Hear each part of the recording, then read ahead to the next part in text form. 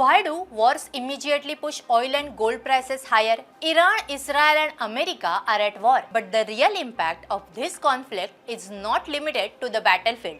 It is already affecting the price of oil, gas and gold across the world. So, the big question is, why do wars immediately push oil and gold prices higher, and how a conflict in the Middle East affects your daily expenses in India? To understand this chain reaction, let's start with the most important commodity in the world, that is oil. Why oil reacts first? Oil is the most sensitive commodity during war.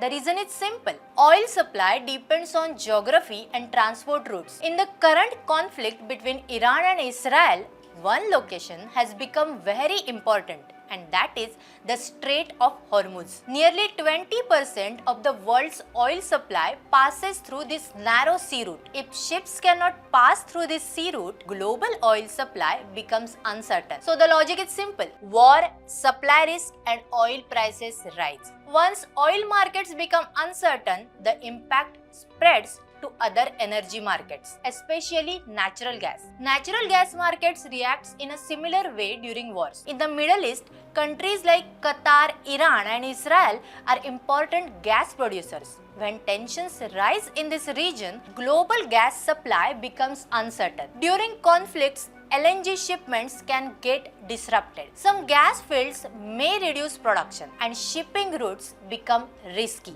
Because of this, global gas market become volatile. But what does this mean for us in India? Recently, a supply cycle of domestic LPG cylinders have been tightened to around 21 days and prices have increased in some places. So, a war happening in the Middle East can eventually decide how much you pay for the gas cylinder in your kitchen. When energy markets become unstable, financial markets also become nervous. That is when gold enters the story.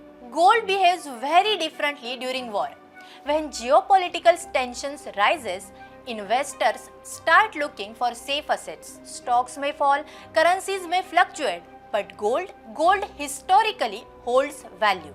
That is why gold is called a safe haven asset. During the current Middle East tensions, many investors shifted money into gold to protect their wealth. So, the pattern becomes war, fear in financial markets and investors buying gold. War also affects one more thing, that is inflation.